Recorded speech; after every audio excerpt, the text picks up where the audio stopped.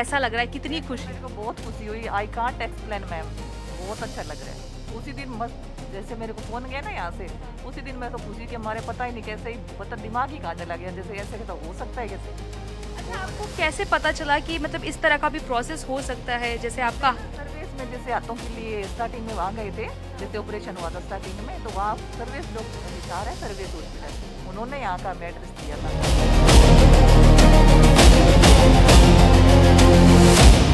चारा काटते वक्त एक महिला अपने दोनों हाथ गंवा देती है। ऐसे में जिंदगी जीने की उम्मीद भी खत्म हो जाती है। लेकिन चमत्कार होता है, साइंस वहां तक पहुंच चुका है कि अब उसके दोनों हाथ ट्रांसप्लांट करके लगा दिए गए हैं। ये चमत्कार हुआ है एक बार फिर से सर गंगाराम अस्पताल में। डॉक्टर महेश मंगल जी हैं इस पर हमसे बातचीत करने के लिए, प्लास्टिक सर्जन है, एचओडी हैं। सर, ऐसे केसेस बहुत होते हैं, एक्सीडेंट्स में लोग अपने हाथ गंवा देते हैं, लेकिन ये दूसरी बार ऐसा हो रहा है कि दोनों हाथ जो है वो लगाए गए हैं। क्या प्रोसेस होता है, कितना चैलेंजिंग होता है ये? बेसिकली सबसे बड़ा चैलेंज तो है कि जो अंग दान देने वाला है, क्योंकि ब्रेन डेड का ही ये हम लोग ले सकते हैं, और क्योंकि लीवर है, किडनी है, जैसे भगवान ने किडनी दो दी हैं, तो वो कोई भी इंसान, लिविंग इंसान है, वो दे सकता है। ऐसे ही लीवर है, लीवर का भी आधा पार्ट कोई भी दे सकता है, पर हाथ है लिविंग का, कोई भी हाथ ये देना भी चाहे तो लीगली वो अलाउड नहीं है, दे नहीं सकता। तो सबसे बड़ा चैलेंज तो इसमें होता है कि भाई अंग दान देने वाला व्यक्ति होना चाहिए। ये अभी बहुत हमारे देश में, हमारे पर्टिकुलरली नॉर्थ इंडिया में बहुत कम है। सिर्फ नॉर्थ इंडिया में इतने सालों के अंदर सिर्फ 2 ही अंगदान हुए हैं, और वो भी गंगाराम हॉस्पिटल में हुए, जिनको 2 केसेस को हमने लगाया है।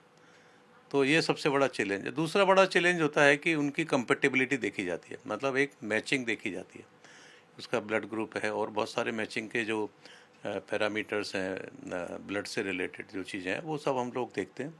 और जब वो मैचिंग हो जाती है, सारी चीज़ें हो जाती हैं, और जो दान देने वाला व्यक्ति है उसका रिलेटिव है, वो सारी चीज़ें कंसेंट दे देता है, और फिर क्या होता है कि हाथ के साथ साथ और भी अंग लिए जाते हैं उसके ना, क्योंकि जैसे ही वो कंसेंट देता है, चाहे वो लीवर हो, किडनी हो, हार्ट हो, लंग हो, ये सारी चीज़ें, तो फिर हम हमारी जो सब सारे जो डॉक्टर्स हैं, सब जो जितने भी लीवर वाले, किडनी वाले, सारे सब हम लोग फिर मीटिंग करके उस तरह से हम प्लान करते हैं कि भाई उस पेशेंट को जो अंगदान दे रहा है उसको ओटी के अंदर शिफ्ट करके, और एक एक करके साथ साथ फिर हम सारे अंगदान उसको ले लेते हैं। मीनवाइल क्या होता है कि जो हमारा जो जो जिसके हमें लगाना है उसको हमें पहले ही प्रिपेयर करना पड़ता है, कि हमें पूरी प्लानिंग करनी पड़ती है कि भाई कहाँ से किस तरह से है, उसका फिर हाथ का डिसेक्शन करके सारी उसकी नसें निकालनी पड़ती हैं, खून की नसें हैं, नर्व्स होती हैं, टेंडन्स होती हैं, मसल्स हैं, वेन्स हैं, स्किन है, वो सारा कुछ, बोन्स हैं। तो इसमें ऑर्थोपेडिक वाला भी इन्वॉल्व होता है हमारे साथ।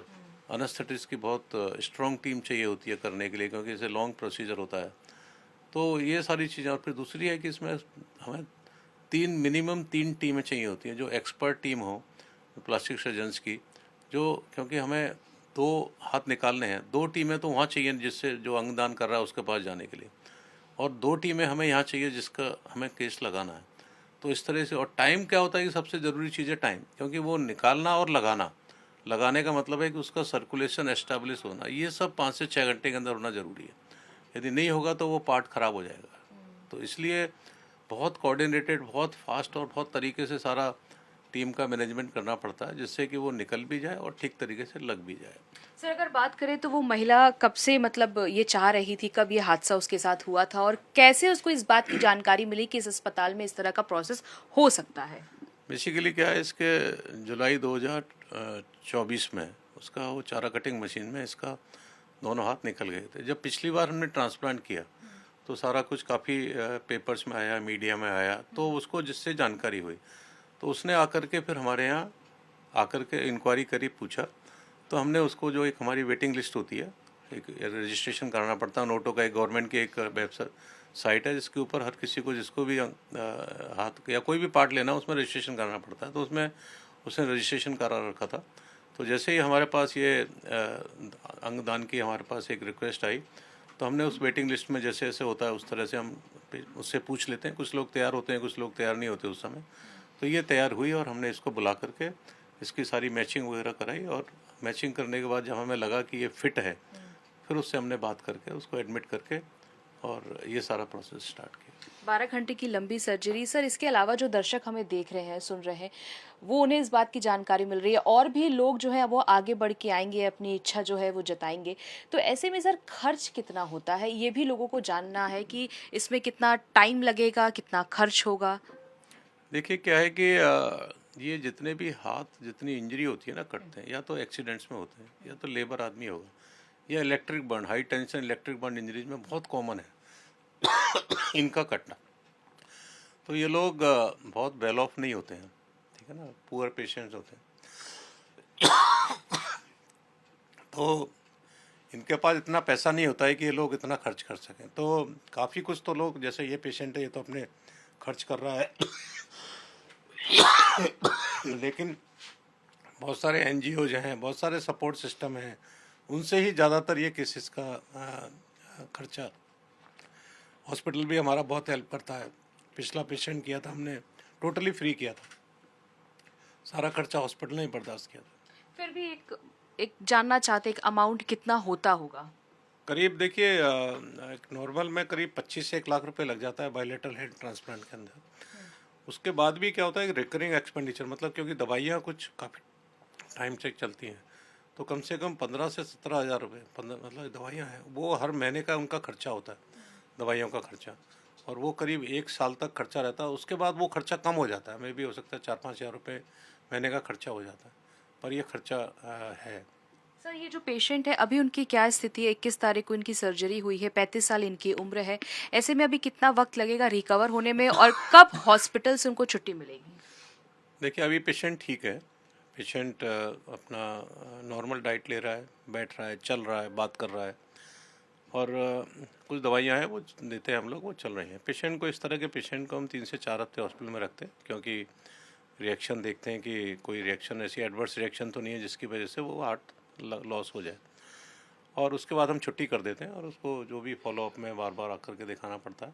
करीब इनकी विजिट थोड़ी शुरू में जल्दी रहती है। और जहाँ तक फंक्शन का सवाल है, क्योंकि लेफ़्ट जो इसका हाथ है वो हमने रिस्ट के करीब से जोड़ा है, उसका फंक्शन 3 से 6 महीने के अंदर 80 to 90% फंक्शन आ जाएगा, और राइट वाला है वो एल्बो के ऊपर से, तो उसको फंक्शन आने में करीब 9 से 1 साल, 9 महीने से लेकर 1 साल के करीब लग जाएगा। बात करने के लिए बहुत बहुत शुक्रिया। तो किस तरह से आपने देखा कि गंगाराम अस्पताल में पहले भी इस तरह की सर्जरी हुई और ये दूसरी सर्जरी है जिसमें दोनों ही हाथ एक महिला ने गंवा दिए थे और अब ट्रांसप्लांट के बाद दोनों हाथ उसे मिले हैं और एक तरह से कह सकते हैं कि जीवन दान जो है वो मिला है। हिसार की रहने वाली सुनीता, जिनकी उम्र 35 वर्ष है, उन्होंने अपने हाथ गंवा दिए चारा काटते वक्त। ऐसे में उम्मीद लोगों की टूट जाती है। करीब 1.5 साल का इंतजार उन्होंने किया कि अंगदान हो और उनको हाथ मिल सके। आप देख सकते हैं इस वक्त सुनीता हमारे साथ है। हम सबसे पहले सुनीता आपका रिएक्शन ही जानना चाहेंगे, कैसा लग रहा है, कितनी खुशी? मेरे को बहुत खुशी हुई, आई कांट एक्सप्लेन मैम, बहुत अच्छा लग रहा है। उसी दिन मस्त, जैसे मेरे को फोन गया ना यहाँ से, उसी दिन मैं तो खुशी के मारे पता ही नहीं कैसे ही, पता दिमाग ही कहाँ चला गया, जैसे ऐसे तो हो सकता है कैसे।